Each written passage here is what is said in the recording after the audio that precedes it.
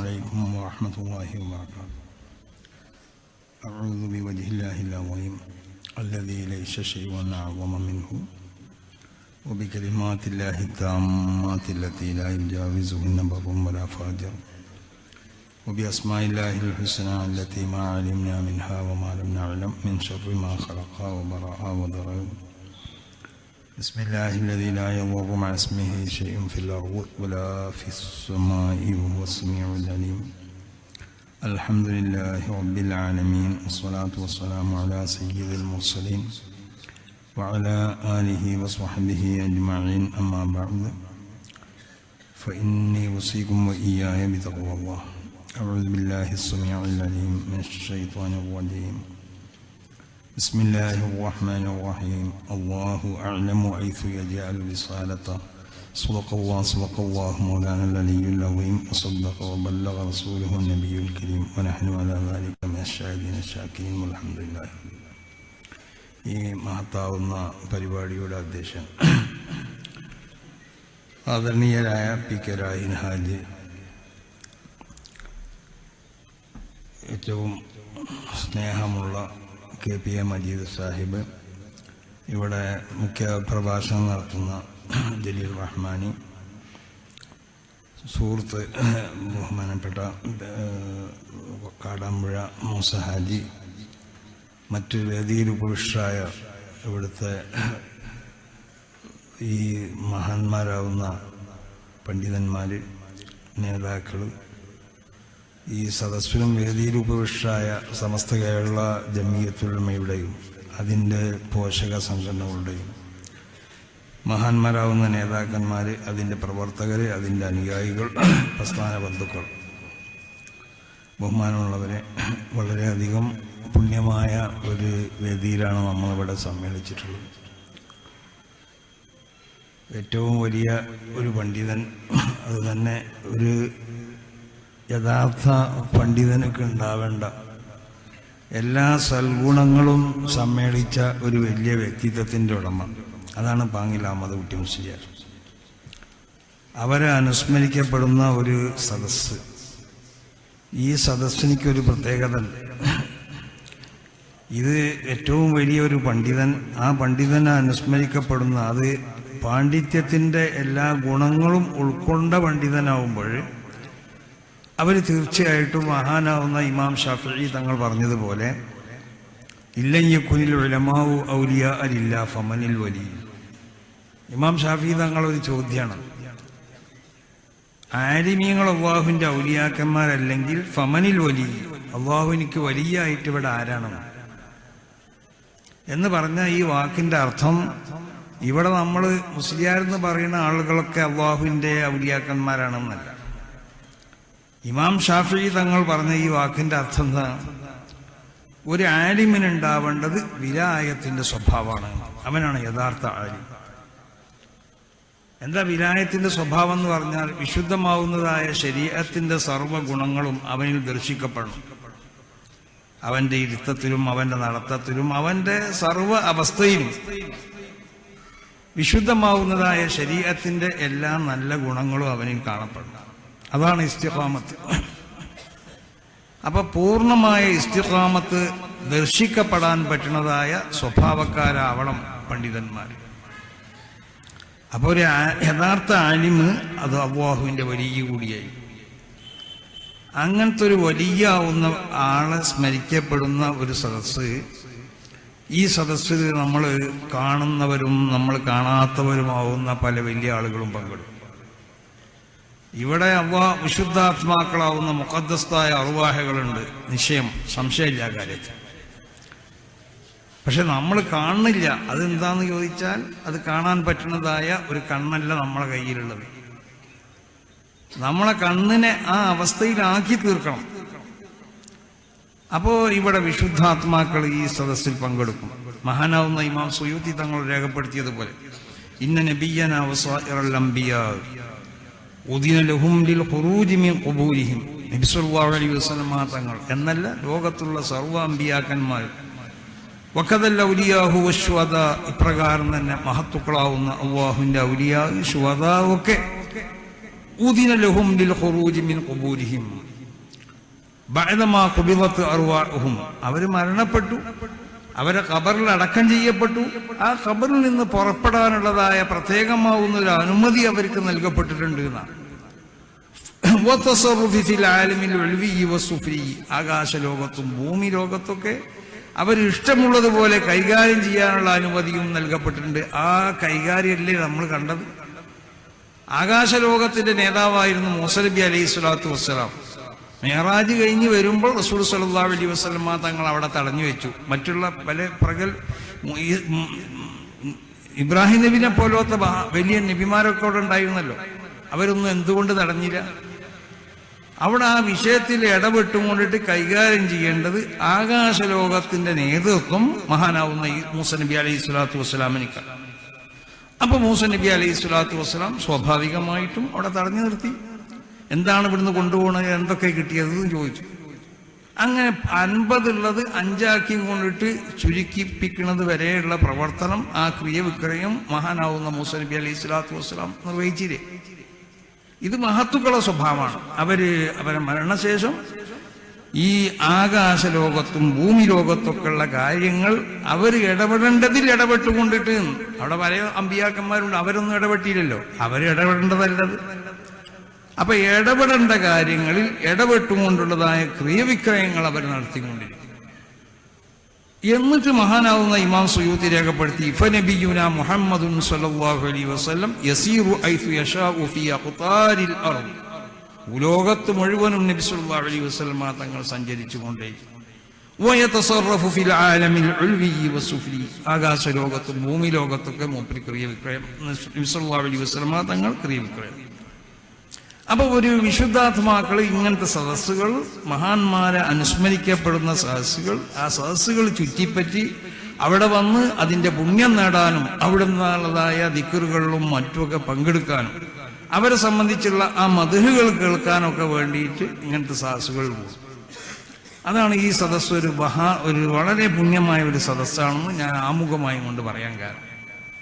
അപ്പൊ അതുകൊണ്ടിട്ട് മഹാനാവുന്ന പാങ്ങിൽ അഹമ്മദ് കുട്ടി മുസ്ലിയാർ ഖദ്ദസുല്ലാഹു സിറഹുൽ അസീസ് അവരനുസ്മരിക്കപ്പെടാൻ വേണ്ടിയിട്ട് സംഘടിപ്പിക്കപ്പെട്ടതായ ഒരു പുണ്യമായ സദസ്സാണ്. ഞാൻ ഈ പേര് ഞാൻ ചെറിയ കുട്ടിയാവുമ്പോൾ കേൾക്കലുള്ളൂ. ഞങ്ങൾക്ക് പ്രത്യേക ഒരു ബന്ധമുണ്ട് മൂപ്പരായിട്ട്. അതെന്താന്ന് ചോദിച്ചാൽ, മമ്പറന്തങ്ങളെ മൗലിദ് മൂപ്പരുണ്ടാക്കി. അതുപോലെ തന്നെ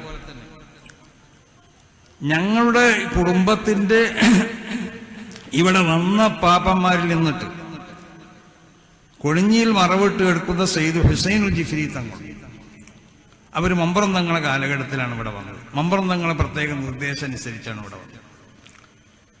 അവരൊരു മൗലിദ് മഹാനാവുന്ന പാങ്ങിൽ അഹമ്മദ് കുട്ടി മുസ്ലിയാർ അവർ രചിച്ചിട്ടുണ്ട്.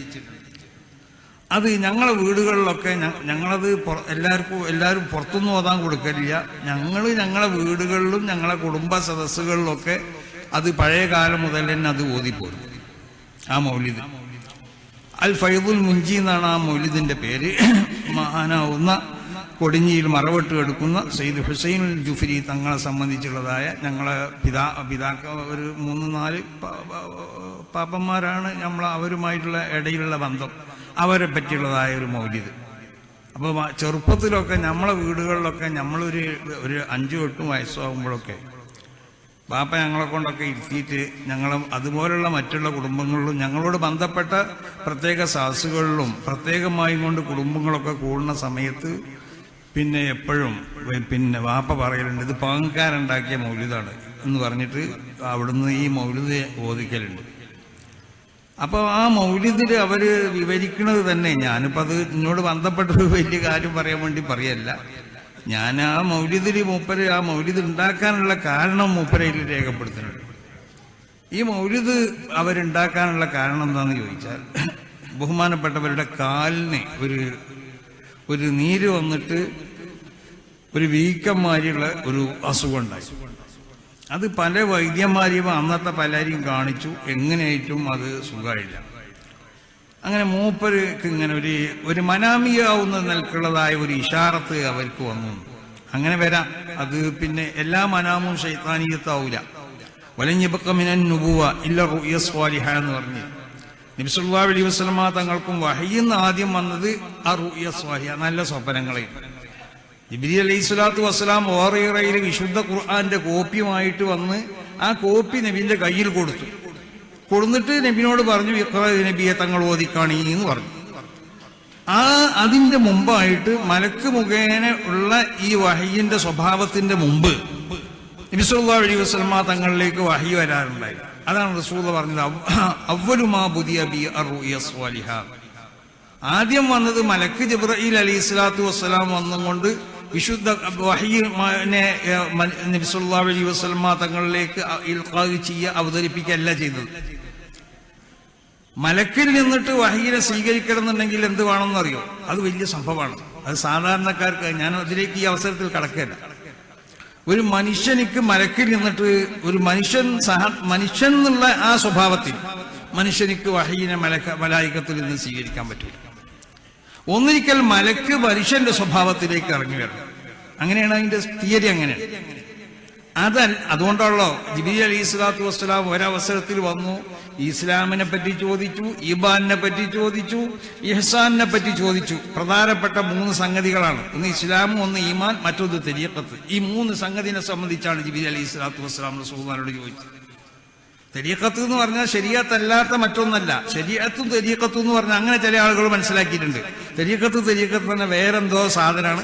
അത് ഏതെങ്കിലും ആളുകൾ എവിടെയെങ്കിലും പച്ച കൊല്ലിയോ അല്ലെങ്കിൽ എന്തെങ്കിലും പൊച്ചിരുന്നാലോ അവന്റെ അടുത്തേ അത് ഉണ്ടാവുള്ളൂ. അങ്ങനെ പല കള്ളന്മാരുടെ അടുത്ത് പോയി പെടുന്നതായ സ്വഭാവങ്ങൾ ഇന്ന് പ്രത്യേകം ഈ കാലഘട്ടത്തിൽ അത് വ്യാപകമായി. അപ്പൊ തരീഖത്ത് എന്ന് പറഞ്ഞാൽ തരീഖത്തു ശരീഅത്ത് മുതലാസിമാനി എന്നാണ് തരീഖത്തിന്റെ മഹാന്മാരാവുന്ന മശായിഖന്മാർ രേഖപ്പെടുത്തിയിട്ടുള്ളത്. മഹാനാവുന്ന റിഫായി ശൈഖ് തങ്ങൾ പറഞ്ഞു, ലാ തഖൂലു കമാ യഖൂലു ബഅദു ഹാദിഹിൽ മുതസവ്വിഫ. ഈ സൂഫിയാക്കളാണെന്ന് അഭിനയിക്കുന്നതായ ചില കള്ളന്മാരുണ്ട്. അവർ പറയുന്നത് പോലെ നിങ്ങൾ പറയരുത്. എന്താ? നഹ്നു അഹ്ലുൽ ബാത്തിൻ വ അൻതും അഹ്ലുൽ ളാഹിർ. ഞങ്ങൾ ബാത്തിന്റെ ആളുകളാണ്, നിങ്ങൾ ളാഹിറിന്റെ ആളുകളാണ്. അങ്ങനൊന്നുമില്ല. ഏത് ശരീഅത്ത് എന്ന് പറഞ്ഞത് തരീഖത്ത് എന്ന് പറഞ്ഞതും രണ്ടും പരസ്പരം പൂരകങ്ങളാണ്. ശരീഅത്തിന്റെ ശരിയായ റൂട്ടിൽ കൂടി മഹാന്മാരാവുന്ന മശായിഖന്മാർ അവരെ ആളുകളെ സഞ്ചരിപ്പിച്ചു. റസൂൽ അങ്ങനെ ചെയ്തത് സഹാബത്തിനെ ശരീഅത്തിന്റെ റൂട്ടിൽ കൂടി സഞ്ചരിപ്പിച്ചു. ആ റൂട്ടിൽ കൂടി സഞ്ചരിപ്പിക്കുക, അതാണ് മുറബ്ബിയാവുന്ന മശായിഖന്മാർ ചെയ്യണത്. അപ്പൊ അതെന്തോ ആവട്ടെ, അതൊക്കെ വലിയ വിഷയമാണ്. ആ വിഷയത്തിലേക്ക് ഞാൻ കടക്കുകയല്ല. അപ്പൊ അങ്ങനെ ഒരു അവസരത്തിൽ ജിബ്രീൽ വന്നപ്പോ സഹാബത്തൊക്കെ ജിബ്രീലിനെ കണ്ടല്ലോ. അതെന്താ കാരണം? ഒരു മനുഷ്യന്റെ രൂപത്തിലാണ് വന്നത്. അപ്പൊ അവിടെ മലായിക്കത്തിലേക്കൊക്കെ ജിബ്രീലിനെ കാണാൻ കഴിയും. അവർ റസൂലുള്ളാഹിനോട് അവർ പറഞ്ഞല്ലോ, ഞങ്ങൾ റസൂലുള്ളാഹിന്റെ അടുത്ത് ഒരാൾ വന്നു, അയാളെ ഞങ്ങൾക്കാർക്കും പരിചയമില്ല, ഒരു അപരിചിതനാണ്. അതോടുകൂടി വല്ലാതെ യാത്ര ചെയ്ത് വരുന്ന ആളൊന്നുമല്ല, യാത്രന്റെ അടയാളൊന്നും മൂപ്പര വസ്ത്രത്തിലോ മൂപ്പര ശരീരത്തിലോ ഒന്നിനും കാണുന്നില്ല എന്നൊക്കെ പറഞ്ഞിട്ട് അയാളെ സഹാബത്ത് കണ്ടതിനെ സംബന്ധിച്ച് സഹാബത്ത് വിവരിച്ചു. അത് വഹയിന്റെ ഒരു രൂപമാണ്. പക്ഷെ വഹയിന്റെ ഏറ്റവും പ്രധാനപ്പെട്ട, അത് ഏറ്റവും ഗൗരവമേറിയ രൂപം എന്താ? അത് മലക്കിന്റെ സ്വഭാവത്തിലും മലക്കിന്റെ രൂപത്തിലും മലക്ക് വരിക. അങ്ങനെ വന്നും കൊണ്ടിട്ട് ആ മലക്കിൽ നിന്നിട്ട് അതിനെ സ്വീകരിക്കാം. അതിനെ സ്വീകരിക്കണം എന്നുണ്ടെങ്കിൽ ഒന്നിരിക്കൽ മലക്ക് മനുഷ്യന്റെ ആ അവസ്ഥയിലേക്ക് ഇങ്ങോട്ട് വരണം. അതല്ലെങ്കിൽ ഈ മനുഷ്യണ്ടല്ലോ, ഈ മനുഷ്യനുള്ളതായ ഖദൂറാത്ത് ബശരിയത്ത്, മനുഷ്യൻ എന്നുള്ള നിലക്കുണ്ടാവുന്നതായ സർവ്വ വൃത്തികേടുകളും ആ വൃത്തികേടുകളെ പരിപൂർണമായിട്ട് അവരിൽ നിന്നിട്ട് നിർമ്മാർജ്ജനം ചെയ്യപ്പെട്ടിട്ടുള്ള ഒരവസ്ഥയാവണോ മനുഷ്യനിക്ക്. എന്നാലേ മലക്കിൽ നിന്ന് അതിനെ സ്വീകരിക്കാൻ മനുഷ്യർക്ക് കഴിയുള്ളൂ. അപ്പൊ റസൂൽ സല്ലല്ലാഹു അലൈഹി വസല്ലമ തങ്ങൾക്ക് മലക്ക് വരുന്നതിന്റെ മുമ്പായി കൊണ്ടിട്ട് തന്നെ വഹി വന്നിരുന്നു. ആ വഹയിന്റെ സ്വഭാവം എന്താ? അവ്വലുമാ ബുദിയ ബി അർറുയ സ്വാലിഹ, നല്ല സ്വപ്നങ്ങൾ. എന്താ ഈ നല്ല സ്വപ്നങ്ങളുടെ സ്വഭാവം? നബി സല്ലല്ലാഹു അലൈഹി വസല്ലമ തങ്ങൾ സ്വപ്നത്തിൽ ഒരു സംഗതി കണ്ടു. ആ സംഗതി അതുപോലെ എന്താവുക, പിന്നെ അതുപോലെ അത് പുലരാം. അതാണല്ലോ മാ ജഅത് ഇല്ലാ മിസ്ല ഫലക്കി സുബ്ഹി റസൂലുള്ളാഹി പറഞ്ഞു. അത് ഏത് സ്വപ്നം കണ്ടാലും ആ സ്വപ്നം അതേമാതിരി പുലരാം എന്ന് പറഞ്ഞാൽ അതിന്റെ അർത്ഥം എന്താ? അല്ലാഹു സുബ്ഹാനഹു വ തആല വിശുദ്ധമായ ലൗഹിൽ രേഖപ്പെടുത്തപ്പെട്ടതായ ആ സംഗതിയെ നേരെ റസൂൽ കാണാം. അതിന് പിന്നെ യാതൊരു നിലക്കുള്ളതായ വ്യത്യാസം ഉണ്ടാവില്ല. ഇന്ന ദിവസം ഇന്നത് സംഭവിക്കും, അത് വിശുദ്ധ ലൗഹിൽ രേഖപ്പെടുത്തപ്പെട്ടതാണ്. ആ പെടുത്തപ്പെട്ട സംഗതിനെ അതുപോലെ റസൂലുള്ളാഹി സ്വല്ലല്ലാഹു അലൈഹി വസല്ലം തങ്ങൾ കാണുന്നു.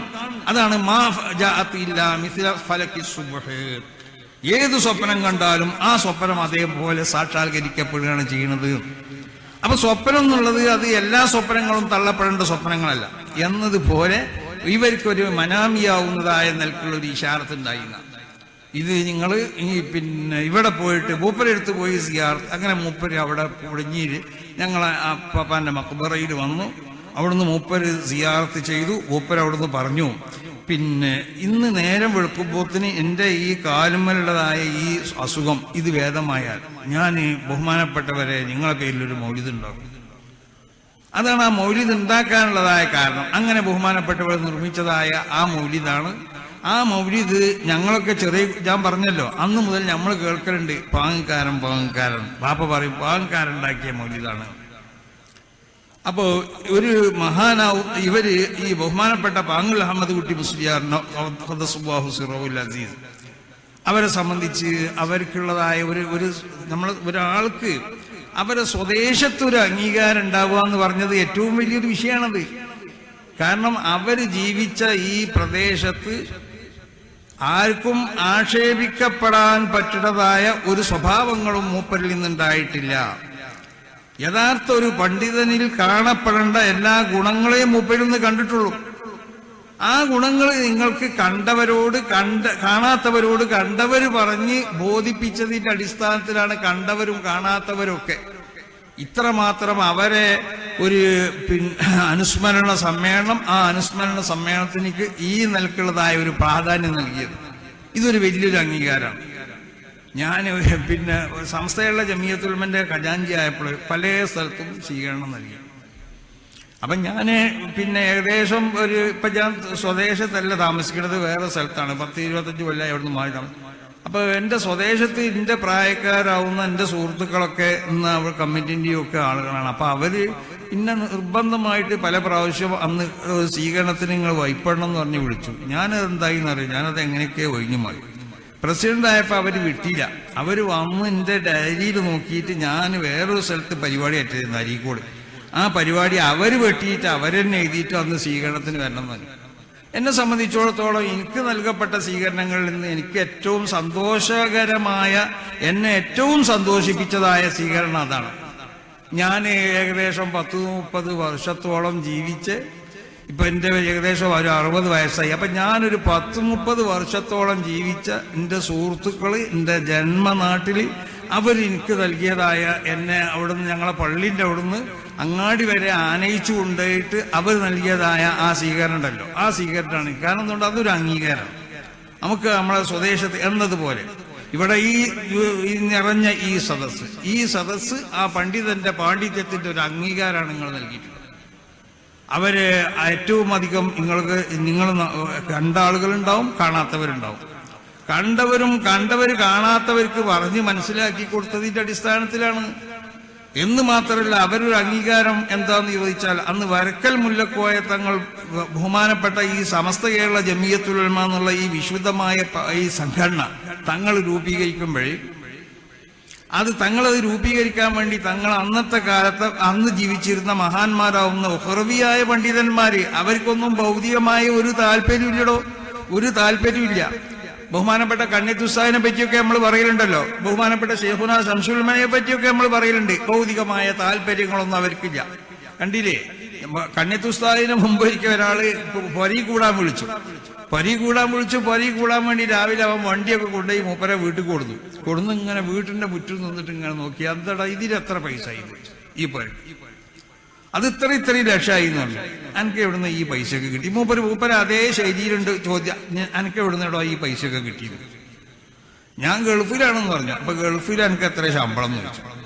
അത് ഇത്രയാണ്. ഇത് എത്ര കാലം ഗൾഫിലൊന്നു ചോദിച്ചു. ഇത്ര കാലം ഞാൻ ഗൾഫിലൊന്നു. അപ്പൊ ആ പൈസ ഒക്കെ ഒന്ന് കണക്കൂട്ടിക്കോ. അത് ഇന്ത്യന്റെ പൈസ ആക്കുന്നതാണ്. അപ്പൊ കണക്ക് അതിന് എന്റെ പൊരയ്ക്ക് കൊടുത്തത് കുറച്ചാണ് കേൾക്കുന്നതാണ്. എന്നിട്ട് ബാക്കി നോക്കുമ്പോഴോ ഈ പൊര ഉണ്ടാക്കാനുള്ള പൈസ ഇല്ല. അപ്പൊ ബാക്കി പൈസ എനിക്ക് എവിടുന്ന് കിട്ടിയെന്ന് ചോദിച്ചു. അവൻ മിണ്ടണില്ല.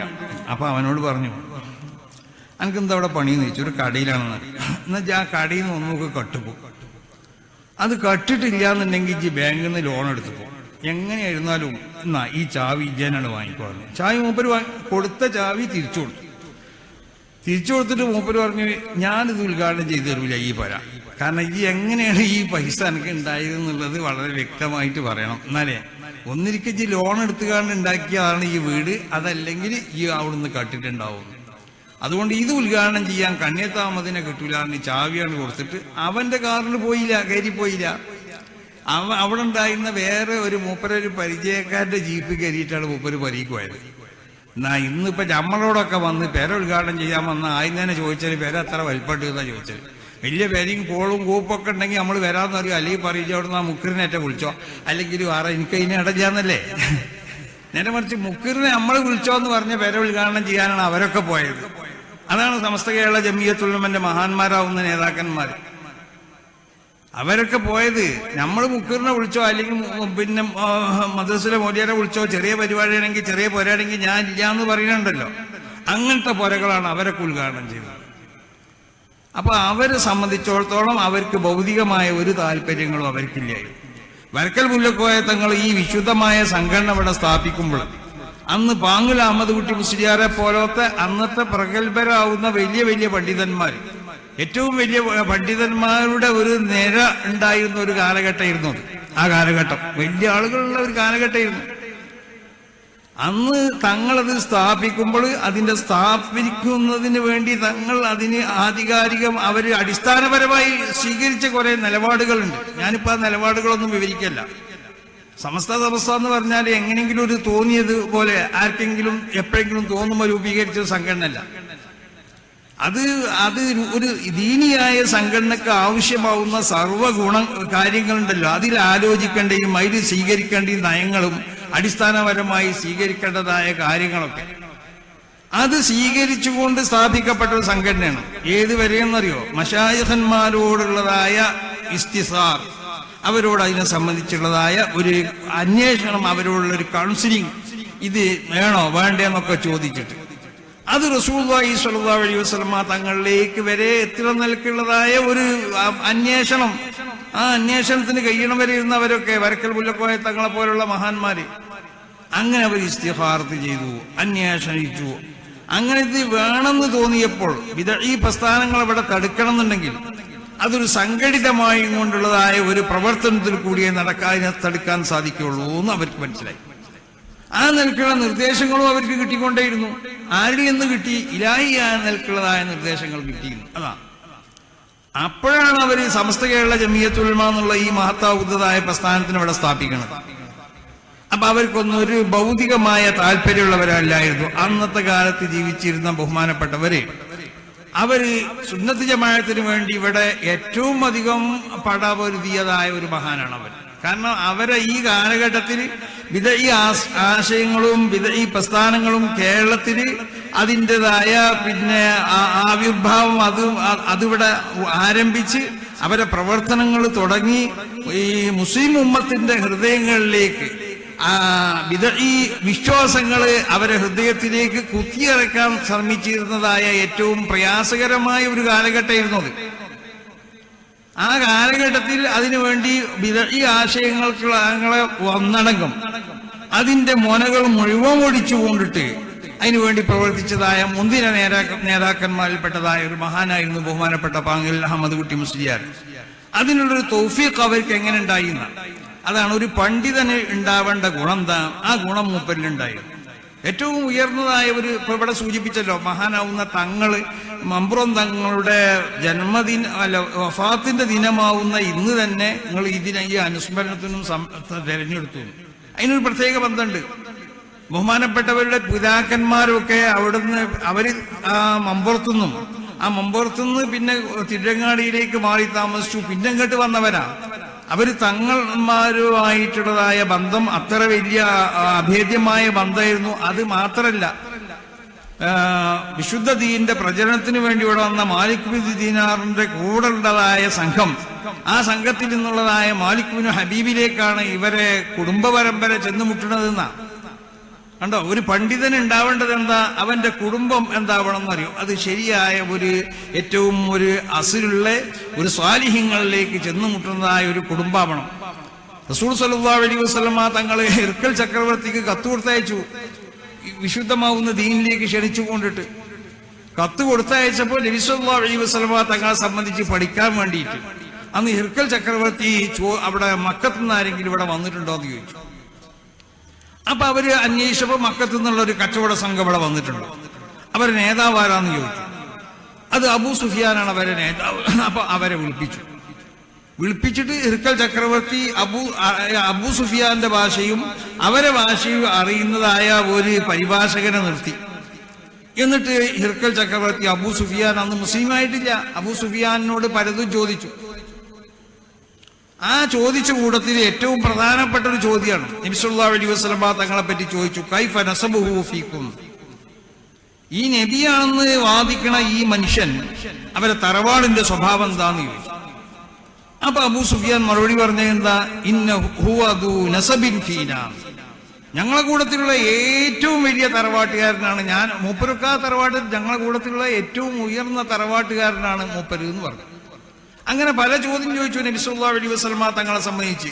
ഹിർക്കൽ ചക്രവർത്തി അവർക്കുള്ള പൂർവീക ഹിലാഹിയ മുൻകഴിഞ്ഞ അമ്പിയാക്കന്മാരിലേക്ക് അള്ളാഹു അവതരിപ്പിച്ചതായ ഗ്രന്ഥത്തിൽ നിന്നിട്ടും അവർക്കുള്ള ദീനിൽ നിന്നിട്ടും അവർ മനസ്സിലാക്കിയിട്ടുണ്ട് ഒരു നബിമാർക്ക് ഉണ്ടാവേണ്ടതായ സ്വഭാവം എന്താണ്, നബിമാരെ എങ്ങനത്തെ കുടുംബത്തിൽ നിന്നാണ് അല്ലാഹു സുബ്ഹാനഹു വ തആല നിശ്ചയിക്കുക, അവർക്ക് നുബുവത്തിന്റെ മുമ്പ് അവരവസ്ഥ എന്തായിരിക്കും, നുബുവത്തിന്റെ ശേഷം അവരവസ്ഥ എന്തായിരിക്കും, നുബുവത്തിന് മുമ്പ് ജനങ്ങൾ വെറുക്കപ്പെടുന്ന അവരെ ശരീഅത്തിൽ പിന്നീട് നിരോധിക്കപ്പെടുന്നതോ മുൻകഴിഞ്ഞ അമ്പിയാക്കന്മാരുടെ ശരീഅത്തിൽ നിരോധിക്കപ്പെട്ടതാവുന്ന കാര്യങ്ങളൊന്നും അമ്പിയാക്കന്മാരിൽ നിന്നുണ്ടാവില്ല. ഒരു നബിന്തേക്കുന്നത് ഉണ്ടാവാൻ പാടില്ല. അവർക്ക് നുബുവത്ത് കൊടുക്കപ്പെടുന്നതിന്റെ മുമ്പ് തന്നെ അത് ഉണ്ടാവാൻ പാടില്ല. അതോളം നമ്മൾ അമ്പിയാക്കന്മാർക്കുള്ളതായ പാപ സുരക്ഷിതത്വം ഇത് ഏറ്റവും പ്രധാനപ്പെട്ട ഒരു സംഗതിയാണ്. ഈ പാപ സുരക്ഷിതത്വം ഇവിടെ സ്ഥാപിക്കാൻ വേണ്ടിയാണ് സമസ്ത കേരള ജമിയത്തുൽ ഇവിടെ നിലകൊള്ളുന്നത്. വിശുദ്ധമാകുന്ന ദീനിന്റെ അടിസ്ഥാനം എന്താ? അമ്പിയാക്കന്മാരുടെ പാപ സുരക്ഷിതത്വമാണ്. അമ്പിയാക്കന്മാര് പാപം ചെയ്യുന്നവരാണെങ്കിൽ ഇപ്പൊ മുജാഹിദ്, ജമാഅത്ത് ഇസ്ലാമി പോലത്തവരുടെ പ്രസിദ്ധീകരണങ്ങൾ വായിച്ചു നോക്കും. മനുഷ്യനാണെന്ന് മനസ്സിലാക്കാൻ വേണ്ടി തെറ്റ് ചെയ്യിപ്പിക്കുന്ന മനുഷ്യനാണെന്ന് മനസ്സിലാക്കാൻ തെറ്റ് ചെയ്യിപ്പിക്കണം. ആളെ കണ്ടാൽ തന്നെ അറിയില്ലേ, പിന്നെ തെറ്റ് ചെയ്യിപ്പിക്കണം. അപ്പൊ മനുഷ്യനാണെന്ന് മനസ്സിലാക്കാൻ തെറ്റ് ചെയ്യിപ്പിക്കും. അമ്പിയാക്കന്മാരിന് തെറ്റുകൾ ഉണ്ടായിട്ടുണ്ട്. അപ്പൊ ഖുർആനിയായ ആയത്തുകളെ അതിന്റെ യഥാർത്ഥ സ്വഭാവത്തിൽ മനസ്സിലാക്കാൻ കഴിഞ്ഞിട്ടില്ലെങ്കിൽ അങ്ങനെയൊക്കെ പറയും. അപ്പൊ അമ്പിയാക്കന്മാര് അവർ നുബുവത്തിന് മുമ്പാണെങ്കിലും നുബുവത്തിന്റെ ശേഷമാണെങ്കിലും അവരിൽ നിന്ന് ചെറുതും വലുതുമാവുന്ന ഒരു തെറ്റും ഉണ്ടാവാൻ എന്നല്ല, ഒരു ഖിലാഫുൽ ഔല, നല്ലതിന്റെ മാറ്റം എന്നുള്ള ഒരു സംഗതി പോലും അമ്പിയാക്കന്മാരിൽ നിന്ന് ഉണ്ടാവാൻ പാടില്ല. ഇതാണ് നമ്മളെ വിശ്വാസം. ഇതാണ് മുസ്ലിം ലോകത്തിന്റെ വിശ്വാസം. അഹ്ലു സുന്നത്തി വൽ ജമാഅത്തിന്റെ വിശ്വാസത്താണ്. ഇതാണ് നബി സല്ലല്ലാഹു അലൈഹി വസല്ലം തങ്ങൾ സ്വഹാബത്തിന് പഠിപ്പിച്ചതായ വിശ്വാസം. അപ്പൊ അമ്പിയാക്കന്മാർക്കുള്ള പാപ സുരക്ഷിതത്വം, ആ സുരക്ഷിതത്തിൽ വിശ്വസിക്കുന്നവരാണ് നമ്മൾ. നബി സല്ലല്ലാഹു അലൈഹി വസല്ലം തങ്ങൾ നോക്കൂ, നുബുവത്തിന്റെ മുമ്പുള്ള കാലഘട്ടത്തിൽ പോലും ഒരു കണ്ടോ ചെറുപ്പത്തിൽ നബിനെ എന്താക്കി ഒരു അന്ന് നടന്നിരുന്ന കുടുംബ ഒരു കലാമേള അതിലേക്ക് നബി സല്ലല്ലാഹു അലൈഹി വസല്ലം തങ്ങളെ നിർബന്ധിച്ചു കൊണ്ടേയില്ല. നബിയാണ് ഇതിനു മുമ്പ്. പക്ഷെ അവിടെ എത്തിയപ്പോ എന്ത് സംഭവിച്ചു? അവിടെയുള്ള സംഗതികളൊന്നും നബിക്ക് കാണാൻ പറ്റിയില്ല. നബി അവിടെ എത്തലും ഉറങ്ങലും ഒരു അബോധാവസ്ഥ. നേരം വെളുത്തിട്ടാണ് നബി സല്ലല്ലാഹു അലൈഹി വസല്ലം തങ്ങൾ കണ്ണുറന്നത്. എന്തുകൊണ്ട്? അല്ലാഹു സുബ്ഹാനഹു വ തആല നബി സല്ലല്ലാഹു അലൈഹി വസല്ലം തങ്ങളെ കാത്തു. അവിടെ നടക്കുന്നതായ എന്തെല്ലാം ദുഷ്ട ആചാരങ്ങളും പ്രവർത്തനങ്ങളും എന്തെല്ലാം പേക്കൂത്തുകളുണ്ടോ അതൊന്നും നബി സല്ലല്ലാഹു അലൈഹി വസല്ലം തങ്ങൾ ദർശിക്കാനുള്ളതായ നബിന്റെ ആ കണ്ണിന് പ്രസവിക്കപ്പെട്ടപ്പോണ്ടാവുന്ന ആ വിശുദ്ധി ഉണ്ടല്ലോ, ആ വിശുദ്ധി മരണം വരെ നിലനിർത്തണം. അതാണ് അമ്പിയാക്കന്മാരുടെ കണ്ണ്. അറിയോ? അമ്പിയാക്കന്മാരുടെ കണ്ണിന്റെ സ്വഭാവം എന്താ? അവരെ പ്രസവിക്കപ്പെടുമ്പോഴുള്ള ആ കണ്ണിന്റെ വിശുദ്ധി ഉണ്ടല്ലോ, ആ വിശുദ്ധി മരണം വരെ നിലനിർത്തുക. അവരെ കയ്യിനിക്കൊരു വിശുദ്ധി ഉണ്ടാവും, ആ വിശുദ്ധി മരണം വരെ നിലനിർത്തുക. അവരെ സർവ്വ അവയവങ്ങൾക്കുമുള്ളതായ വിശുദ്ധി, ആ വിശുദ്ധി ഉണ്ടല്ലോ, അത് മരണം വരെ ആ വിശുദ്ധി അവിടെ നിലനിൽക്കും.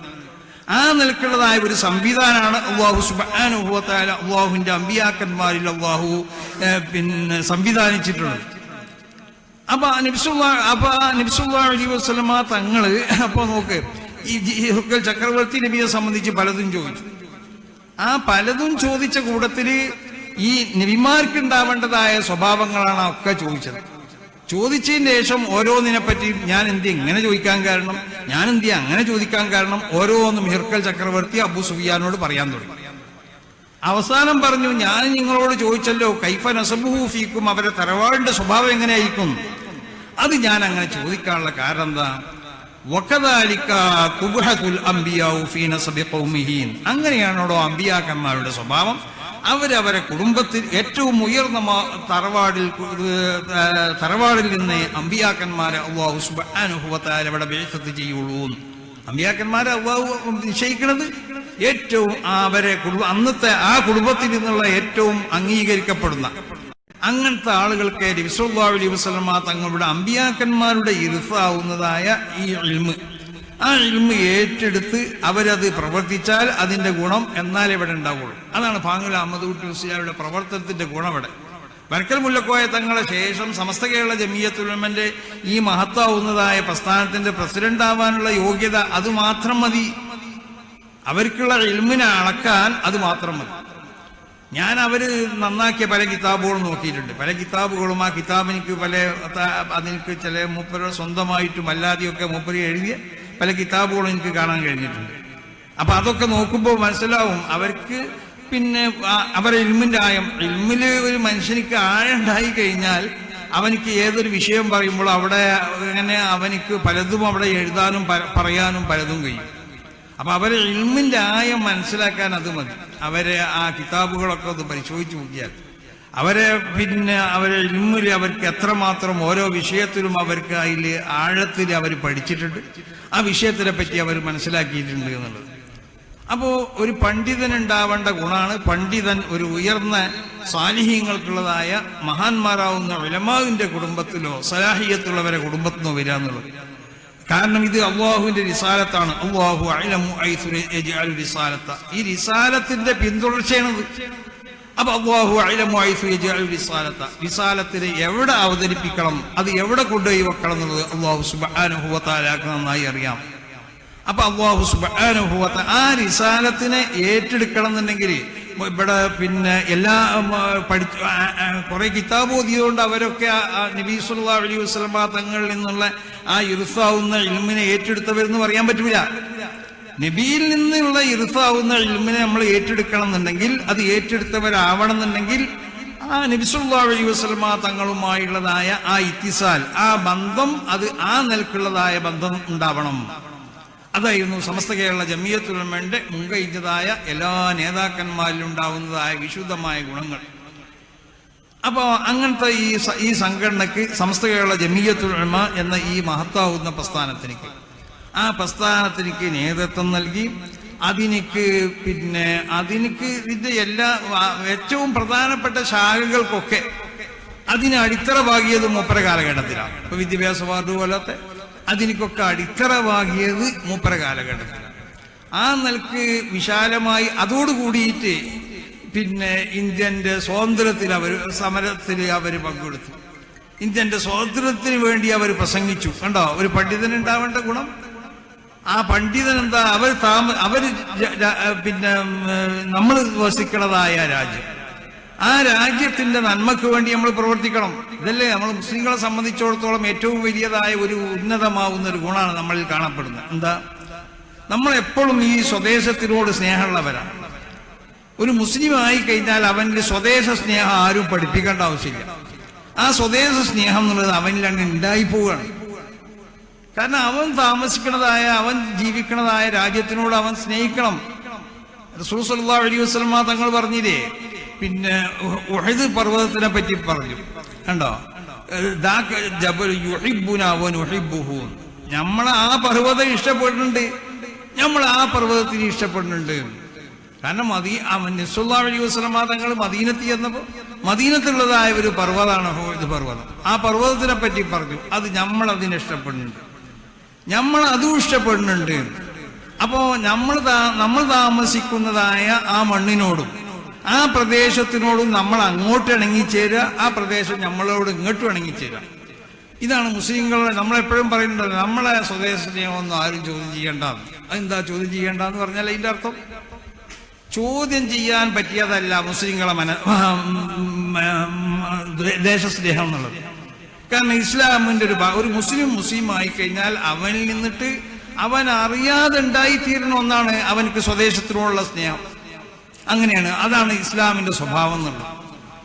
അപ്പൊ ആ നിലക്ക് സ്വദേശത്തിൽ പ്രവർത്തിക്കുക, ആ നന്മയ്ക്ക് വേണ്ടി പ്രവർത്തിക്കലോടുകൂടെ നമ്മൾ നമ്മുടെ വിശുദ്ധമാവുന്നതായ ആചാരങ്ങൾ, നമ്മളെ വിശുദ്ധമാവുന്നതായ വിശ്വാസങ്ങൾ, നമുക്കുള്ള വിശുദ്ധമാവുന്ന കർമ്മങ്ങൾ, ഈ കർമ്മങ്ങളും ഈ ആചാരങ്ങളും ഈ വിശ്വാസങ്ങളൊക്കെ അത് മുറുകെ പിടിച്ച് ജീവിക്കണം. അത് മുറുകെ പിടിച്ച് ജീവിക്കണം. അത് മുറുകെ പിടിച്ച് ജീവിക്കുന്നതോടുകൂടെ ഒരാളിമോ അനാവശ്യമായ നിലക്കുള്ളതായ ഒരു ഉപദ്രവത്തിലേക്ക് ഒരു മുസ്ലിമും പോകാൻ പാടുള്ളതല്ല. ഇതല്ലേ സമസ്ത കേരള ജമിയത്തുൽ ഉലമ ഇവിടെ ഇല്ലെങ്കിൽ ഇവിടുത്തെ മറ്റുള്ളതായ സാമുദായിക മറ്റുള്ള സംഘടനകളോട് കൂടെയുള്ള ഒരു ശക്തമായ ഒരു പ്രവർത്തനം ഇവിടെ ഉണ്ടായത് കൊണ്ടിട്ടാണ് ഈ കേരളത്തിലൊക്കെ നിന്ന് കാണുന്നതായ ഈ ഗുണങ്ങൾ.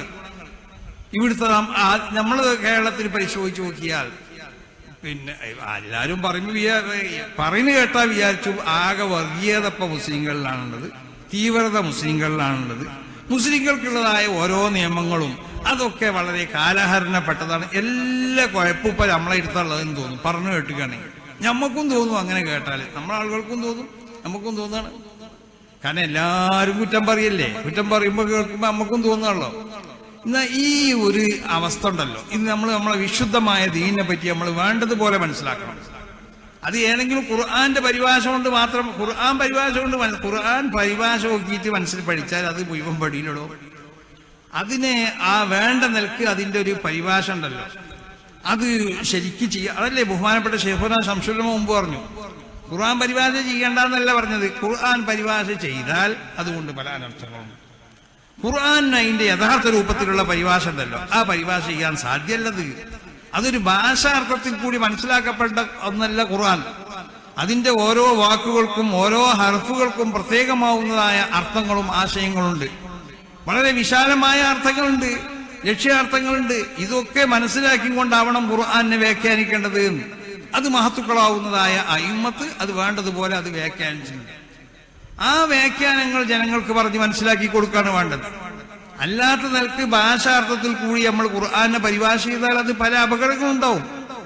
അപ്പൊ സമസ്ത കേരള ജമിയത്തുൽ ഉലമക്ക് ഇതിനൊക്കെ ഒരു വ്യക്തമായ ഒരു നയമുണ്ട്. എന്താ വ്യക്തമായ നയം എന്ന് പറഞ്ഞാൽ, ഈ ഉമ്മത്ത് ഒരു നിലക്കും പേക്കാൻ പാടില്ല. അവരിവിടെ കള്ള തരീഖത്തിലേക്ക് പോകാൻ പാടില്ല.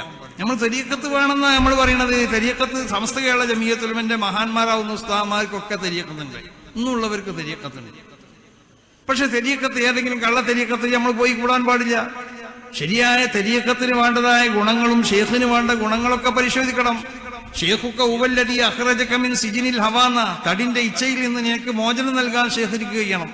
അത് മാത്രം പോരാ, ഒമാസാല യജ്നു മിർആത ഖൽബിക്, നിന്റെ ഹൃദയമാവുന്നതായ ആ കണ്ണാടിയെ അതിനെ പിന്നെ ശുദ്ധീകരിച്ച് റബ്ബിന്റെ പ്രഭകൾ അതിൽ അവതരിപ്പിക്കാൻ പറ്റണം നിലക്ക് നിന്റെ ഹൃദയത്തിനെ ശുദ്ധീകരിച്ചു തരാൻ ഷേഖിന് കഴിയണം. ഷേഖുക ഉവല്ലദീ അൻഹദത്തിലേക്ക് ഇശാറത്തു, ഷേഖിന്റെ നിർദ്ദേശങ്ങൾ നിന്നിലേക്ക് വന്നുകൊണ്ടിരിക്കണടോ. നീ ലോകത്തിന്റെ ഏത് ഭാഗത്താണെങ്കിലും നിന്നെ കാണാൻ കാണണമെന്ന് ഉദ്ദേശിക്കുമ്പോൾ കാണാൻ പറ്റുന്നതായ കണ്ണാവണം ഷേഖിന്റെ കണ്ണ്. കണ്ടോ, അതാണ്. അത് ശാസ്ത്ര സാങ്കേതിക യന്ത്രങ്ങൾ ഉപയോഗിച്ച് കാണുകയെന്നല്ല, ഇലാഹിയാവുന്ന മാധ്യമങ്ങൾ ഉപയോഗിച്ചുകൊണ്ട്. മൊയ്തീൻ ശൈഖ് തങ്ങൾ പറഞ്ഞില്ലേ, കുപ്പി അകത്തുള്ള വസ്തുവിനെ പോലെ കാണുവാൻ ഞാൻ നിങ്ങളെ കൽഭാഗം എന്നവർക്ക് ഹൃദയത്തിലുള്ളത് കാണണമെന്ന് ഉദ്ദേശിക്കുമ്പോൾ അത് കാണാനുള്ളതായ പ്രത്യേകമാവുന്ന ഇലാഹിയാവുന്ന കഴിവ്, ഇലാഹിയാവുന്ന അതിന്റെ മാധ്യമങ്ങൾ ഞങ്ങൾ കൈവശമുണ്ട് എന്നാ ആ പറഞ്ഞതിന്റെ അർത്ഥം. അല്ലാതെ പിന്നെ അറിയിച്ചു കൊടുത്തിട്ട് എല്ലാം അറിയിച്ചു കൊടുത്തിട്ട് തന്നെ എവിടെയോ കാണുന്നുള്ളൂ. അല്ലാഹു സുബ്ഹാനഹു വ തആല അറിയിച്ചു കൊടുക്കാതെ ഒരു സംഗതി ആരും കാണുന്നില്ല. ഇപ്പൊ ഇത് കള്ളാസാണെന്ന് ഇത് എനിക്ക് മനസ്സിലാകണം. എങ്ങനെ അല്ലാഹു അറിയിച്ചു തന്നിട്ട് തന്നെ ഇത് അപ്പൊ അറിയിച്ചു തന്നോ ഇല്ലേ എന്നുള്ളതല്ല, അറിയേണ്ടതായ സംഗതികൾ അതെനിക്ക് കണ്ണിനെ ശുദ്ധമാക്കണം.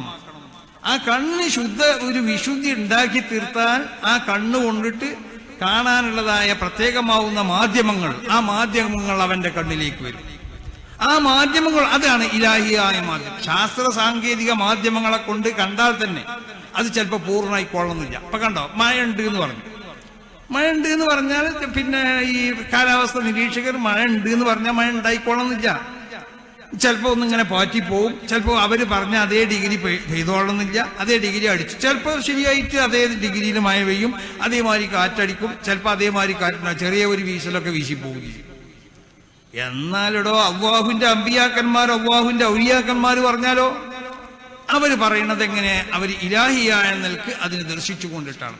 അതിനെ ദർശിക്കേണ്ടതായ മാധ്യമങ്ങൾ ഉപയോഗിച്ചിട്ട് റസൂല പറഞ്ഞില്ലേ, തബൂക്ക് യുദ്ധത്തിന്റെ അന്ന് റസൂല പറഞ്ഞു, ഇന്നടോ ശക്തമായ കാറ്റടിച്ചു എന്ന് പറഞ്ഞു. അതുകൊണ്ട് ഒരാൾ വീട്ടിൽ നിന്ന് പുറപ്പെടരുത്. ഇമാം ബുഖാരി റിവായത്ത് ചെയ്ത ഹദീസല്ലേ, ഓരോരുത്തരും അവരെ ഒട്ടകത്തിന് ശക്തമായ നിലക്ക് പിടിച്ചു കെട്ടട്ടെ എന്ന് പറഞ്ഞു.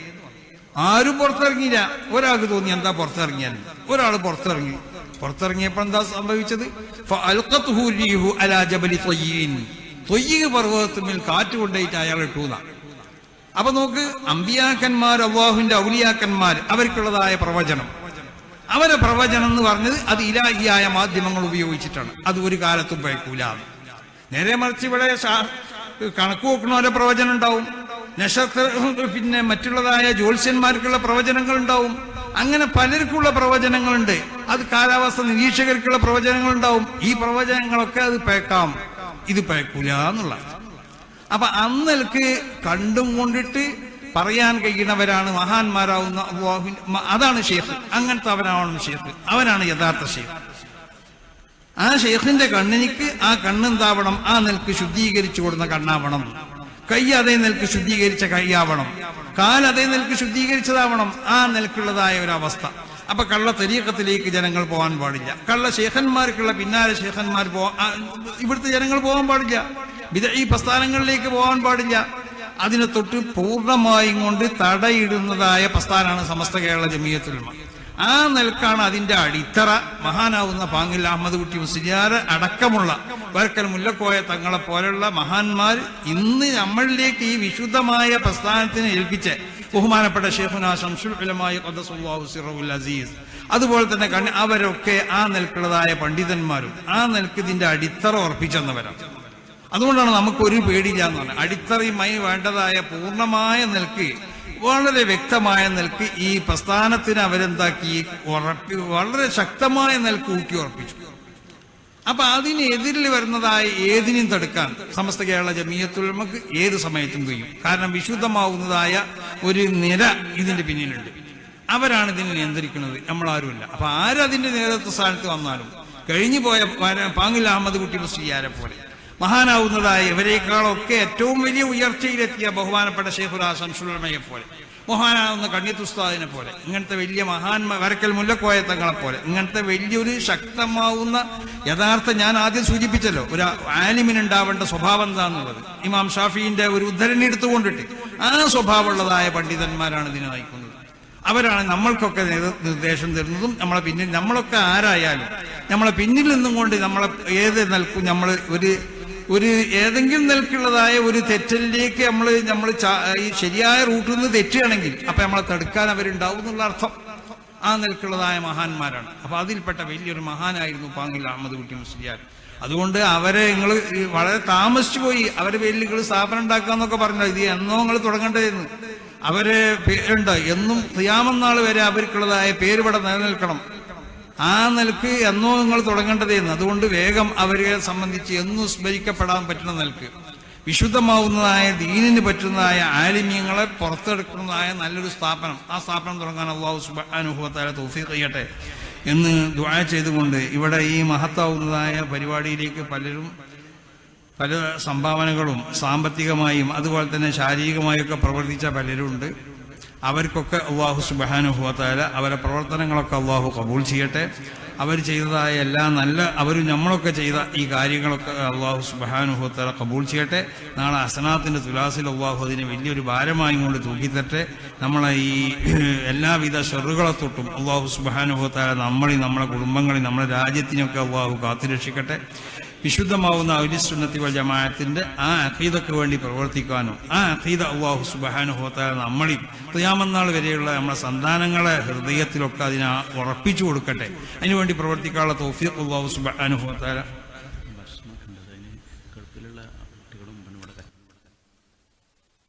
ഇത് പിന്നെ ഞാൻ ഈ ദുആന്റെ പരിപാടി അതിലത്ര ഒരു ഇതുള്ള ആളല്ല, മനസ്സിലായില്ലേ? അങ്ങനെ ഓരോ ആളുകളുണ്ടാവുമല്ലോ. ഞാൻ അതിൻ്റെ ഒരു വലിയൊരു ഇമാമല്ല. ദുആ എന്ന് പറഞ്ഞാൽ കുറച്ച് മലയാളത്തിലും അറബിലൊക്കെ പഠിച്ചാൽ മതി, വേറെ വലിയ കാര്യമൊന്നുമില്ല. അപ്പോൾ അതങ്ങനെ അതിൽ ചെല്ലിപ്പെറുക്കി പറയാൻ എനിക്ക് കഴിയില്ല. അപ്പോൾ അതുകൊണ്ട് ദ്വാഞ്ഞ് ഇതിൻ്റെ ശേഷം ആരെങ്കിലും ഉസ്താദന്മാർ ഉഷാറായിട്ട് ദ്വാരുന്നോളും. പിന്നെ ഇവിടെ ഗൾഫിലുള്ള പല കുട്ടികളും ഇതിനു വേണ്ടി സഹായിച്ചിട്ടുണ്ട്. അവർക്കുള്ള അവരെ ജോലിയിലും അവരെ കച്ചവടത്തിലും അവരോട് ബന്ധപ്പെട്ട സർവസ്വത്തിലും അർഹമുർ-റഹീമായ തമ്പുരാനെ ധാരാളം ഖൈറിനെയും ബർക്കത്തിനെയും ചൊരിഞ്ഞു കൊടുക്കണേ. അവർക്കുള്ള യാത്രയിലും അവരെ ഹവറിലൊക്കെ നീ ഖൈറിനെയും ബർക്കത്തിനെയും ചൊരിഞ്ഞു കൊടുക്കണേ തമ്പുരാനെ.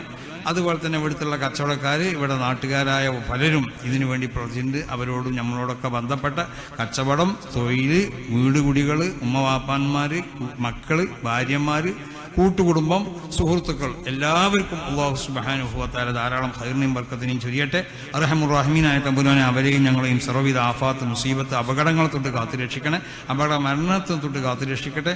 സാഹിര്യങ്ങൾക്കുള്ള സിഹർ, ഹാസിദീങ്ങൾക്കുള്ള ഹസദ്, ഓലമീങ്ങളുടെ ഉൽമു, മുഫ്സിദീങ്ങൾക്കുള്ള ഫസാദ്, മുഫ്തിനീങ്ങൾക്കുള്ള ഫിത്ന, അഅദാഇന്റെ അദാവത്ത്, ശൈത്വാനിയാവുന്ന സർവ്വ തതറുഖാത്ത്, തദഖുലാത്തിനെ തൊട്ട് തസല്ലുത്താത്തിനെ തൊട്ട് അർഹമുർ-റഹീമായ തമ്പുരാനെ അവരെയും ഞങ്ങളെയും കാത്തുരക്ഷിക്കണേ തമ്പുരാനെ. മഹാന്മാരാവുന്ന ഞങ്ങൾക്കുള്ളതായ മശായിഖന്മാരോടുകൂടെ ഞങ്ങളെയും സ്വർഗത്തിൽ ഒരുമിച്ച് കൂടി തന്നെ തമ്പുരാനെ. ഞങ്ങളെയും ഞങ്ങളോട് ബന്ധപ്പെട്ട സർവരെയും സ്വർഗത്തിൽ ഒരുമിച്ച് കൂടി തന്നെ തമ്പുരാനെ. ഞങ്ങളുടെ കൂട്ടത്തിൽ നിന്ന് മരണപ്പെട്ടു പോയ മഹാന്മാരാവുന്നതായ ഞങ്ങളുടെ ഉസ്താദന്മാർ, അതുപോലെ തന്നെ ഞങ്ങൾക്കുള്ള ഉമ്മവാപ്പന്മാർ, ഭാര്യമാർ, മക്കൾ, സുഹൃത്തുക്കൾ, കൂട്ടുകുടുംബങ്ങൾ, അവർക്കൊക്കെയുള്ള ഖുബൂറുകളെ സ്വർഗപൂങ്കാമനാക്കണേ തമ്പുരാനെ. അവരിൽ നിന്ന് വന്നുപോയ വല്ല തെറ്റുകുറ്റങ്ങളുടെയും വിട്ടുകൊടുത്ത് മാഫാക്കി കൊടുക്കണേ തമ്പുരാനെ. ഞങ്ങൾക്കെല്ലാവർക്കും ഉള്ളതായ ഞങ്ങളിൽ നിന്നുണ്ടായിത്തീർന്ന തെറ്റുകൾ അർഹമുർ-റഹീമായ തമ്പുരാനെ ഈ മഹത്താവുന്ന മജ്ലിസിന്റെ ഹക്ക് കൊണ്ട്, ഞങ്ങളെ മശായിഖന്മാർ അജ്ദാദിനുള്ള ഹക്ക് കൊണ്ട് വിട്ടുകൊടുത്ത് മാഫാക്കി തരണേ തമ്പുരാനെ. അർഹമുർ-റഹീമായ അല്ലാഹ് സമസ്ത കേരള ജമിയത്തുൽ ഉലമ എന്ന ഈ പ്രസ്ഥാനത്തിന് ഉയർച്ചയിൽ നിന്നും ഉയർച്ചയിലേക്ക് ഉയർത്തണേ അല്ലാഹ്.